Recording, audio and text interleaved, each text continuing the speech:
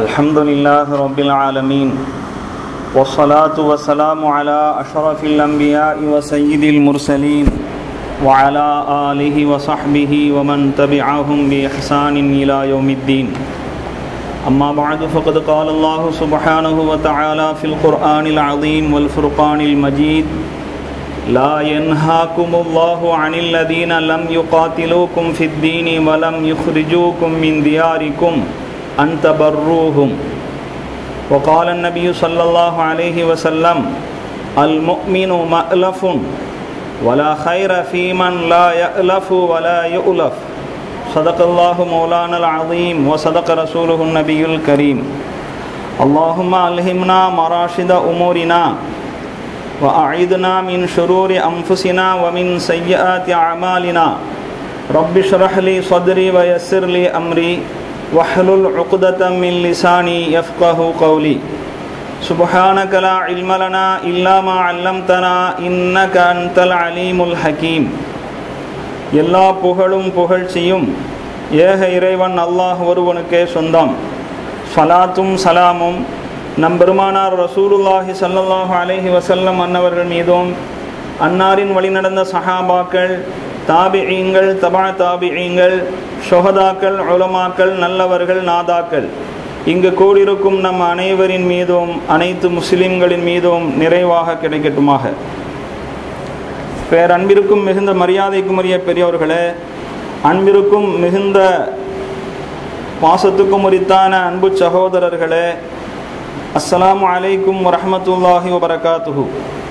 ரப்புல் ஆலமீன் அல்லாஹு ஜல்ல ஷஅனுஹு வ தஆலாவின் மிக பெரும் அருளால் ஒரு இனிமையான நிகழ்ச்சியிலே நாம் பங்கு கொள்ளும் வாய்ப்பை பெற்றிருக்கிறோம். ஹஸரத் ரசூலுல்லாஹி ஸல்லல்லாஹு அலைஹி வஸல்லம் அவர்கள் இந்த மனித சமுதாயத்திற்கு போதித்து தந்த மனிதநேய பண்புகளை பற்றி பேசுவதற்காக நாம் இங்கே காத்திருக்கிறோம். மனித நேயம் என்றால் என்ன? மனிதனை மனிதன் என்பதற்காக வேண்டி மதிப்பதும் நேசிப்பதும் தான் மனித நேயம். இந்த நிலை இன்று உலகத்திலே இருக்கிறதா என்பதை நாம் சற்று சிந்தித்து பார்க்க வேண்டும். ஒரு மனிதனை இன்னொரு மனிதன் நேசிக்கிறான், மதிக்கிறான், ஏதாவது ஒரு விதத்தில் அவனுக்கு உதவுகிறான் என்று சொன்னால் பல்வேறு காரணங்களுக்காக செய்கிறான். வெறும் மனிதன் என்பதற்காக மட்டும் செய்வதற்கு முன் வருகிறானா, அதற்கு தயாராக இருக்கிறானா என்பதை நாம் இங்கே சிந்தித்து பார்க்க வேண்டும். எனக்கு உறவுக்காரன், ஆகவே உதவுகிறேன் என்பதாக சொல்பவர்கள் உண்டு. என்னுடைய நண்பர் அல்லது என்னுடைய மொழி பேசுபவர், என்னுடைய நாட்டவர் அல்லது என்னுடைய மதத்தவர், இது போன்ற பல காரணங்களுக்காக, ஒரே இடத்தில் படித்தோம், ஒரே இடத்தில் வேலை செய்தோம் என்கிற பல காரணங்களுக்காக வேண்டி ஒரு மனிதன் இன்னொரு மனிதனை நேசம் கொள்வதுண்டு. இதுவெல்லாம் மனித நேயம் என்ற அடிப்படையில் செய்யப்படுகின்ற உதவியாக ஆகாது. கண்ணியத்துக்குரிய பெரியோர்களே, மனிதனை மனிதன் என்பதற்காக மட்டுமே மதிக்கின்ற உண்மையான மனித நேயம் இன்று அது மடிந்து போய்விட்டதோ என்கிற ஒரு கேள்வியைத்தான் எழுப்புகிறது. நாம் வாழ்ந்து கொண்டிருக்கும் கால சூழ்நிலை என்பது அந்த அளவுக்கு மிக மோசமானதாக இருக்கிறது. நம் கண் முன்னே நடக்கின்ற பல நிகழ்வுகளை நாம் பார்க்கிறோம், கேள்விப்படுகிறோம். மனிதத்தன்மை தவறி மனிதன் நடக்கிறான், மிருகத்தனமாக நடக்கிறான். ஒரு மனிதன் இன்னொரு மனிதனை அற்ப காசுக்காக வேண்டி, உலகத்தினுடைய ஆதாயத்திற்காக வேண்டி, பொருள் மீது இருக்கின்ற ஆசை மோகத்திற்காக வேண்டி மரங்களை போன்று வெட்டி சாய்க்கிறான், குருவிகளை போன்று சுட்டு தள்ளுகிறான். பல நிகழ்வுகள் அதுபோன்று நடந்த வண்ணமே இருக்கின்றன. சமீபத்தில் கூட ஒரு வீட்டில் வேலைக்காரர்களுக்கு சம்பளம் கொடுப்பதற்காக வேண்டி எடுத்து வைத்திருந்த பணங்கள் முழுவதையும் அந்த வீட்டில் தங்கியிருந்த பணத்துக்கு சொந்தக்காரர்கள் 2 பேரை கொன்றுவிட்டு பணத்தை திருடி சென்ற செய்தி கூட கேள்விப்பட்டோம். கணியத்துக்குரிய பெரியவர்களே, எந்த அளவுக்கு கொடூர குணம் படைத்தவனாக மனிதன் மாறி இருக்கிறான் என்று சொன்னால், ஒரு பெண்மணியிடத்தில் இருந்து தங்கச் செயின் என்பதாக நினைத்து கொண்டு பறித்து சென்று விடுகிறான். அதை பார்க்கிற போது அது தங்கம் அல்ல என்று தெரிய வருகிறது. மறுநாள் அதே பெண்ணை உரிய இடத்திலே வைத்து பிடித்து கடத்தி கொண்டு போய் தங்கமில்லாத ஒரு பொருளை எங்களை திருடச் செய்து ஏமாற்றி விட்டாயே என்பதாக கூறி வாயிலே திணித்து கொடுமை செய்திருக்கிறார்கள். அப்படி என்றால் இவர்களிடத்தில் மனிதாபிமானம் எங்கே இருக்கிறது?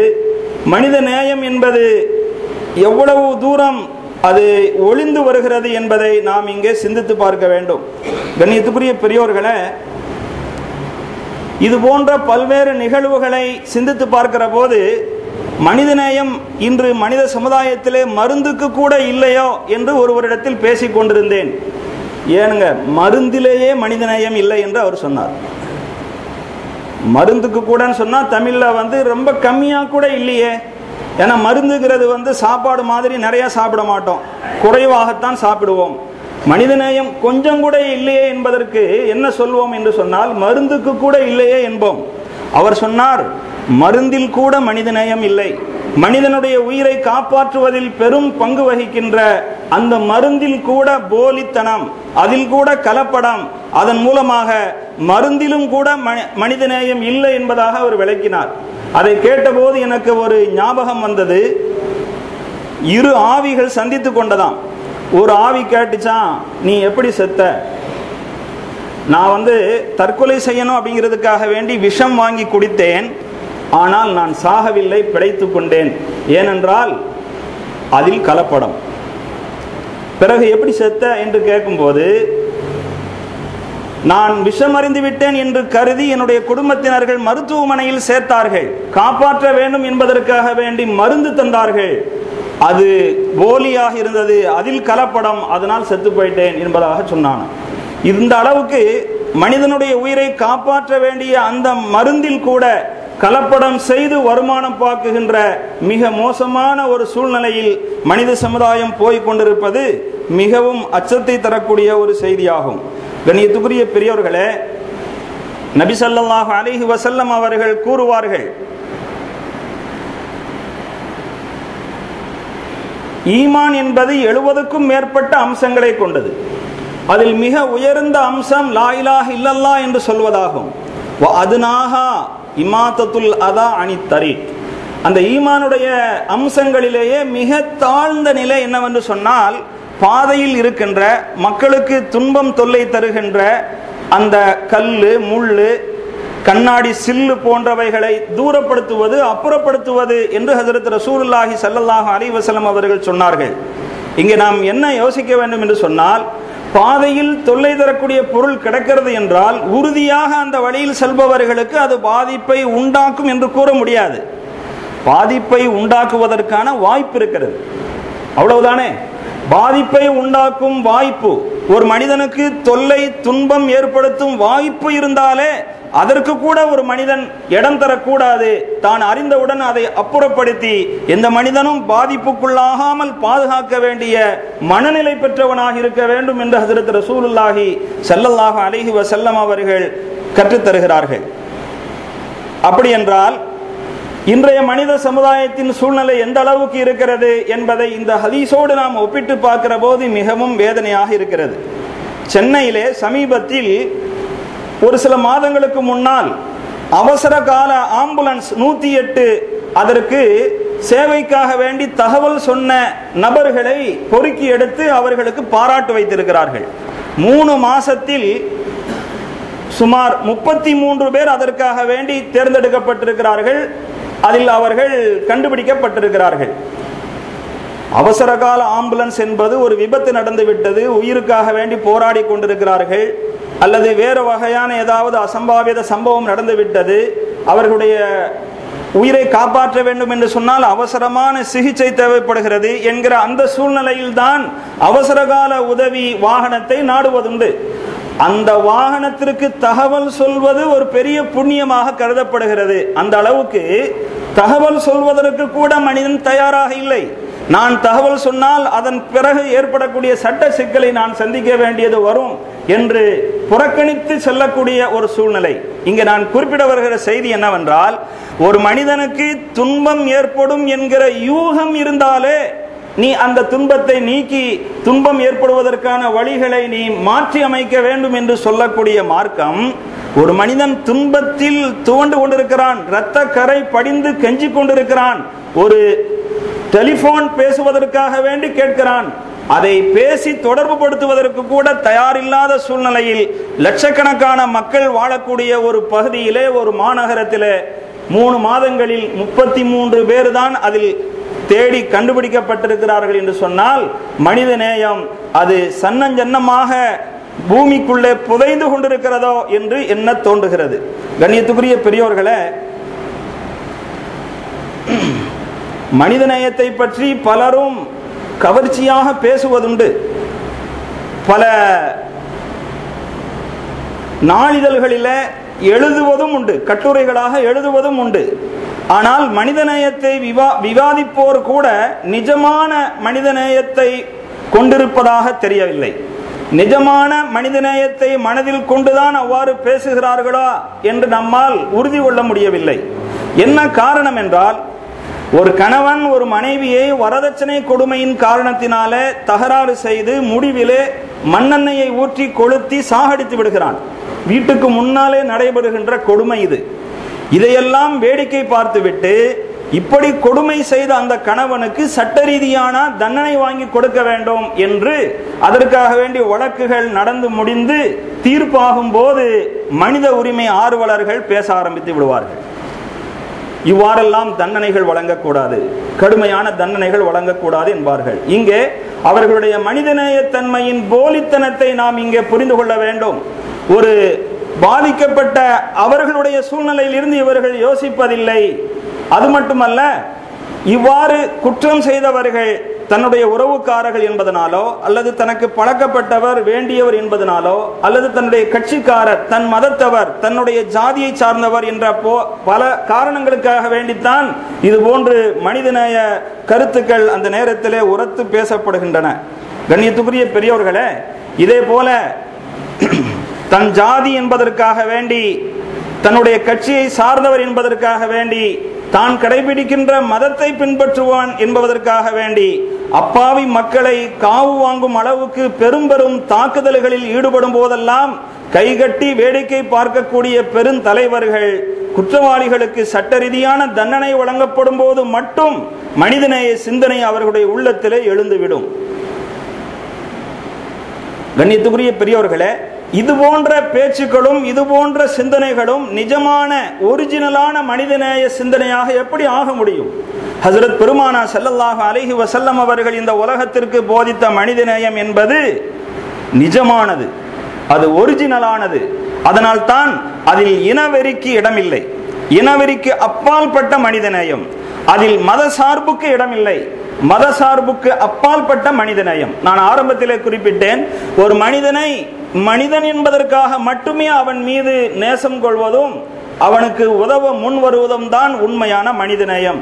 ஹஜ்ரத் ரசூலுல்லாஹி ஸல்லல்லாஹு அலைஹி வஸல்லம் அவர்கள் ஒரு ஹதீஸில் குறிப்பிடுவார்கள், அல் ஹல்கு இயாலுல்லாஹ் ஃபஅஹப்புல் ஹல்கி இலல்லாஹி மன் அஹ்ஸன இலா இயாலிஹி. படைப்புகள் என்பது அல்லாஹ்வுடைய குடும்பம் போன்றது. அல்லாஹுக்கு படைப்புகளிலேயே மிக விருப்பமானவர் யார் தெரியுமா? அவனுடைய குடும்பம் போன்று இருக்கின்ற இந்த படைப்புகளுக்கு, மனித சமூகத்திற்கு யார் நன்மை செய்கிறாரோ அவர்தான் அல்லாஹு தாலாவுக்கு பிடித்தமானவர் என்று ஹஜ்ரத் ரசூலுல்லாஹி ஸல்லல்லாஹு அலைஹி வஸல்லம் அவர்கள் சொன்னார்கள்.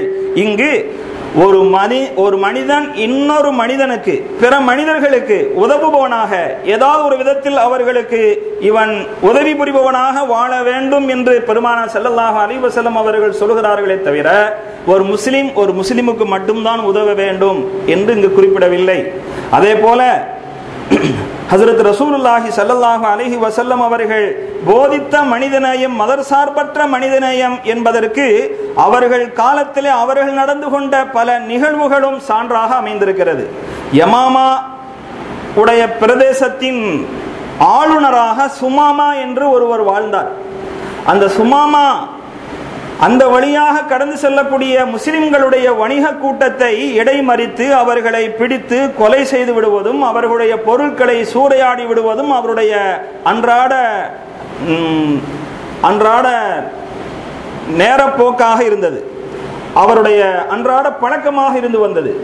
ஆனால் இவ்வளவு பெரிய கொடுமையை செய்கின்ற அவர் ஒரு சந்தர்ப்பத்திலே மதீனாவுக்கு வெளிப்பகுதியிலே பிடிக்கப்பட்டு விடுகிறார். சில சஹாபாக்களால் கைதியாக பிடிக்கப்பட்டு மஸ்ஜிது நபையிலே வந்து கட்டி வைக்கப்படுகிறார்.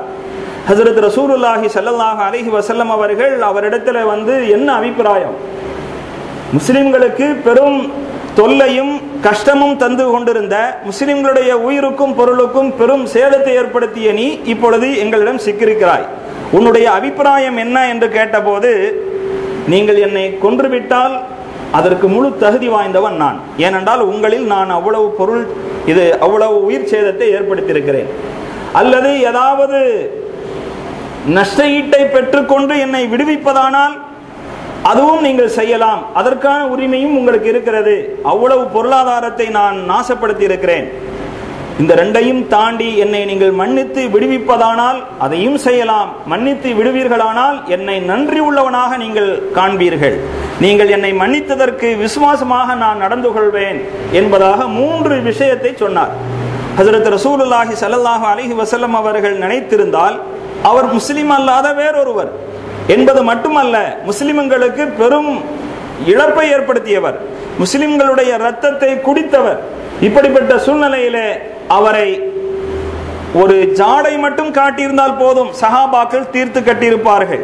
அல்லது அந்த நேரத்திலே முஸ்லிம்களுக்கு பெரும் பொருளாதார நெருக்கடி இருந்தது, அவரிடத்தில் பெரிய நஷ்ட ஈட்டை வாங்கி அதன் மூலமாக முஸ்லிம்களுக்கு பொருளாதார வசதியை நெருக்கடியை போக்கியிருக்கலாம். அந்த ரெண்டையுமே தவிர்த்து மன்னிப்பது என்கிற முடிவுக்கு வந்தார்கள் ஹஜ்ரத் ரசூலுல்லாஹி ஸல்லல்லாஹு அலைஹி வஸல்லம் அவர்கள். அந்த நேரத்திலும் கூட ஒரு சந்தேகம் இருக்கிறது, மன்னித்து விட்டால் கொடுத்த வாக்குறுதி போல நன்றியோடு தான் நடப்பார் என்பதற்கு என்ன உத்தரவாதம் இருக்கிறது? இருந்தாலும் ஹஜ்ரத் ரசூலுல்லாஹி ஸல்லல்லாஹு அலைஹி வஸல்லம் அவர்கள் அவரிடத்தில் மனிதநேயத்தோடு அவரை மன்னித்து விடுவித்தார்கள். அவரும் இஸ்லாத்தை ஏற்றுக்கொண்டார். அவர் கட்டி வைத்திருந்த அந்த ஒரு சில நாட்களிலே முஸ்லிம்களுடைய நடவடிக்கைகளும் முஸ்லிம்களுடைய உயர்ந்த பண்பாடுகளும் அவரை ஈர்த்தது. அதன் மூலமாக முஸ்லிமானார் என்பது வரலாறு. கண்ணியத்துக்குரிய பெரியோர்களே, இதே போல ஹஜ்ரத் ரசூலுல்லாஹி ஸல்லல்லாஹு அலைஹி வஸல்லம் அவர்கள் மக்கமா நகரத்தில் பெரும் பஞ்சம் ஏற்பட்டிருக்கிறதுனால பெருமானா ஸல்லல்லாஹு அலைஹி வஸல்லம் அவர்களிடத்தில் வந்து அபூ சுஃபியான் அதுவரையிலும் இஸ்லாத்தை ஏற்றுக்கொள்ளவில்லை. பஞ்சத்தில் சிரமப்படுகிற மக்களுக்காக வேண்டி நீங்கள் துஆ செய்ய வேண்டும் என்று கேட்டுக்கொள்கிறார். இன்னக தஸஅமு அன்னக புஇஸ்த ரஹ்மத்தன், இறைவனுடைய அருளாக அனுப்பப்பட்டிருப்பதாக நீங்கள் சொல்லிக் கொண்டிருக்கிறீர்கள். உங்களுடைய குடும்பத்தினர்கள், உங்களுடைய வம்சாவளியினர்கள் பஞ்சத்தினாலே சிரமப்பட்டு பிணங்களையும் பிரேதங்களையும் தின்று கொண்டிருக்கிறார்கள். இப்படிப்பட்ட சூழ்நிலை மாற வேண்டும் என்று அல்லாஹ்விடத்தில் துஆ செய்யுங்கள் என்று கேட்டுக்கொண்டார்கள். ஹஜ்ரத் ரசூலுல்லாஹி ஸல்லல்லாஹு அலைஹி வஸல்லம் அவர்கள் அல்லாஹ்விடத்திலே கையேந்தி துஆ செய்தார்கள். மக்கா நகர வாசிகளுடைய அந்த பஞ்சம் நீங்கியது. மக்கா நகரத்து மக்களுக்கு துஆ செய்து அவர்களுடைய கஷ்டம் நீங்க வேண்டும் என்று பெருமானா ஸல்லல்லாஹு அலைஹி வஸல்லம் அவர்களுக்கு ஏன் அக்கறை வந்தது? அவர்கள் என்ன அவ்வளவு பெரிய உபகாரிகளா? சொல்லனா துன்பங்களை தந்தவர்கள் அல்லவா? இஸ்லாத்தினுடைய வளர்ச்சிக்கு பெரும் நெருக்கடியாக இருந்தவர்கள் அல்லவா? பெருமானா ஸல்லல்லாஹு அலைஹி வஸல்லம் அவர்களை ஊரை விட்டு ஒதுக்கி வைத்தே கொடுமை செய்தவர்கள் அல்லவா? அதையெல்லாம் அவர்கள் மனதில் கொண்டார்களா? இல்லை. மற்றவர்கள் சிரமப்படுவது, மனிதன் என்ற முறையிலே ஒருவன் கஷ்டப்படுவதை பார்த்து கொண்டு இன்னொரு மனிதன் சும்மா இருக்கக்கூடாது. அவனுடைய மனதை அது உறுத்த வேண்டும் என்பதை இந்த உலகத்திற்கு பாடமாக கற்றுத்தந்தார்கள். மதசார்பற்ற மனிதநேயம், அதுதான் ஒரிஜினல் மனிதநேயம் என்று சொன்னேன். பெருமானா ஸல்லல்லாஹு அலைஹி வஸல்லம் அவர்கள் வாழ்ந்து காட்டிய மனிதநேய பண்பு இத்தகையது என்பதை நாம் புரிந்து கொள்ள வேண்டும். இதே போல பெருமானா ஸல்லல்லாஹு அலைஹி வஸல்லம் அவர்கள் இந்த உலகத்திற்கு கற்றுத்தந்த மனித நேயத்திலே இனவரிக்கு இடமில்லை.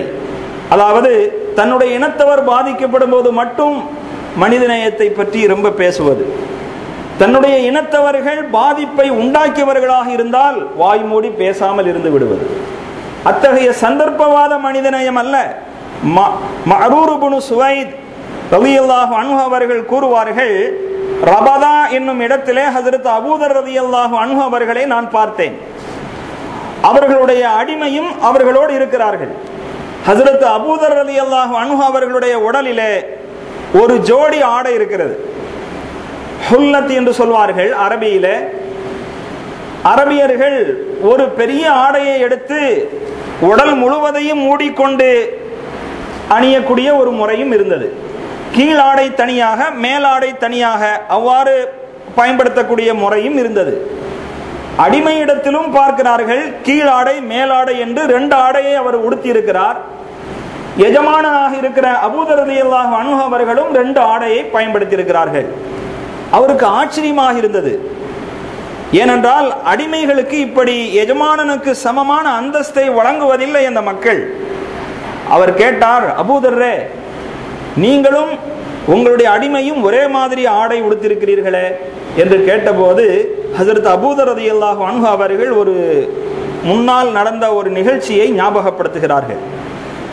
நான் ஒரு மனிதனை தாயை குறை சொல்லி திட்டிவிட்டேன். ரசூலுல்லாஹி ஸல்லல்லாஹு அலைஹி வஸல்லம் அவர்கள் ஹயாத்தாக இருக்கும் காலத்தில் ஒரு மனிதரை அவருடைய தாயை குறித்து குறை சொல்லி திட்டிவிட்டேன். அவர் ரசூலுல்லாஹி ஸல்லல்லாஹு அலைஹி வஸல்லம் அவர்களிடத்தில் புகார் செய்தார். ரசூலுல்லாஹி ஸல்லல்லாஹு அலைஹி வஸல்லம் அவர்கள் என்னை அழைத்து, அபூதர்ரே, இவரை அவருடைய தாயை பற்றி பேசி குறை கூறினீரா? இன்னக்கும் ருஉன் ஃபீக ஜாஹிலியத்துன், உன்னிடத்தில் அறியாமை கால பழக்கம் குடிகொண்டிருக்கிறது.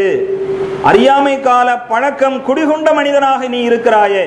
இஸ்லாத்திற்கு வந்த பிறகும் இஸ்லாத்திற்கு முன்பு இருந்த அந்த தவறான பழக்க வழக்கம், தவறான குணம் உன்னுடைய உள்ளத்தில் இருக்கிறது என்று ரசூலுல்லாஹி ஸல்லல்லாஹு அலைஹி வஸல்லம் அவர்கள் கண்டித்துவிட்டு, இஹ்வானுக்கும் ஹவலுக்கும், உங்களுடைய பணியாட்கள், உங்களுடைய சகோதரர்கள், உங்களிடத்திலே வேலை செய்வதற்காக வேண்டி வந்து சேர்ந்திருப்பவர்களாக இருந்தாலும் அவர்களும் உங்களுடைய சகோதரர்கள். ஜஅலஹுமுல்லாஹு தஹத ஐதீக்கும், உங்களுடைய ஆதிக்கத்தின் கீழ் அல்லாஹ் தந்திருக்கிறான், அவ்வளவுதான். அவர்களை நீங்கள் சகோதரர்களாக மதிக்க வேண்டும் என்பதை பின்னால் தெளிவுபட சொன்னார்கள். யாருடைய கையின் கீழ் ஒரு சகோதரர் பணியாளராக அடிமையாக தரப்பட்டிருக்கிறாரோ, தான் சாப்பிடும் தரத்து அதே உணவை அவருக்கும் சாப்பிட தர வேண்டும். தான் உடுத்தும் அதே தரத்து உடையை அவருக்கும் வாங்கி தர வேண்டும். அவரால் முடியாத அளவுக்கு வேலைகளை செய்ய சொல்லி கஷ்டம் தரக்கூடாது. அப்படி கஷ்டமான வேலையை சந்தர்ப்ப சூழ்நிலைக்காக வேண்டி சொல்ல வேண்டியது நேர்ந்தால் அவர்களோடு சேர்ந்து நீங்களும் உதவி செய்யுங்கள்.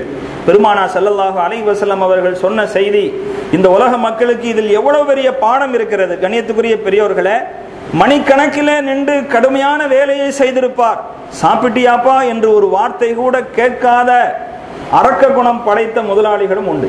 கண்ணியத்துக்குரிய பெரியவர்களே, நம்முடைய வீட்டிலே சமையலுக்காக வேண்டி நெருப்பிலே வெக்கையிலே நின்று நீண்ட நேரம் பணி செய்துவிட்டு ருசிமிக்க உணவை நம் முன்னால் கொண்டு வந்து பரிமாற வருகின்ற அந்த பணி பெண்ணிடத்திலோ அல்லது பணியாளரிடத்திலோ நீயும் சாப்பிட்டியா என்பதாக விசாரணை கூட இல்லை என்று சொன்னால், பெருமானா ஸல்லல்லாஹு அலைஹி வஸல்லம் அவர்கள் கற்றுத்தந்த மனிதநேயம் இன்று எங்கே போய்விட்டது? ரசூலுல்லாஹி ஸல்லல்லாஹு அலைஹி வஸல்லம் அவர்கள் சொல்வார்கள், இதா அத்தா அஹதகும் ஹாதிமுஹு பிதஆமிஹி, உங்களுடைய பணியாளர் ஒருவர் உணவு தயாரித்து உங்களிடத்தில் கொண்டு வருகிறார் என்று சொன்னால் அவரை உங்களோடு உட்கார வைத்து சாப்பிட செய்யுங்கள். அதற்கான சூழல் இல்லை என்று சொன்னால் ஃபஇல்லம் யுஜ்லிசுஹு மஅஹு ஃபல்யுனாவில்ஹு லுக்மத்தன், அவரை ஒன்றாக வைத்து சாப்பிட வைக்க முடியவில்லை என்று சொன்னால் கொண்டு வந்த உணவிலிருந்து அவருக்கு ஒரு கவளம் எடுத்து கொடுங்கள், அல்லது 2 கவளம் சாப்பிடுவதற்கு எடுத்து கொடுங்கள். கஷ்டமான சூழ்நிலையிலே அதை தயார் செய்து வந்திருக்கிறார். அது பிறகு அவர்கள் சொல்கிறார்கள், இந்த ருசிமிக்க உணவை தயார் செய்வதற்கு அவர் கடும் பாடுபட்டிருக்கிறார் என்றார்கள் ஹஜரத் ரசூலுல்லாஹி ஸல்லல்லாஹு அலைஹி வஸல்லம் அவர்கள். ஹஜரத் பெருமானா ஸல்லல்லாஹு அலைஹி வஸல்லம் அவர்களுடைய மனிதநேய பண்பாட்டை இங்கே நாம் சிந்தித்து பார்க்க வேண்டும். எஜமான் அடிமை என்கிற போது ஒரு வேற்று மனநிலையில் தான் அவர்கள் பார்க்கப்படுகிறார்கள். ஒரு முதலாளி தொழிலாளி என்கிற போது நாம் முதலாளி, இவர் நம்மிடத்தில் வேலை செய்பவர் தானே என்று வேற்றுமை கண் கொண்டு பார்க்கப்படுகிறார்கள் அல்லவா? அப்படியெல்லாம் பார்க்க கூடாது. நம்மை போன்று அவரும் ஒரு மனிதர் என்கிற அந்த உணர்வு வேண்டும். ஹஜ்ரத் ரசூலுல்லாஹி ஸல்லல்லாஹு அலைஹி வஸல்லம் அவர்கள் சுருக்கமாக சொல்வார்கள், வ அஹிப்ப லின்னாசி மா துஹிப்பு லினஃப்ஸிக தகுன் முஃமினா தகுன் முஸ்லிமா, வ அஹிப்ப லின்னாசி மா துஹிப்பு லினஃப்ஸிக தகுன் முஸ்லிமா. ஒரு நீண்ட ஹதீஸ்.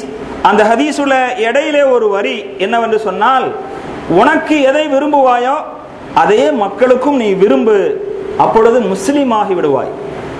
ஒரு மனிதன் முஸ்லீம் என்று சொன்னாலே ஏதோ முஸ்லிம்கள் வைக்கக்கூடிய பெயரை வைப்பது அல்லது அல்லாஹ் ரசூலை நம்பி விடுவது, கலிமா சொல்லி விடுவது, அதில் மட்டும் முடிந்து விடுவதில்லை இஸ்லாம் என்பது.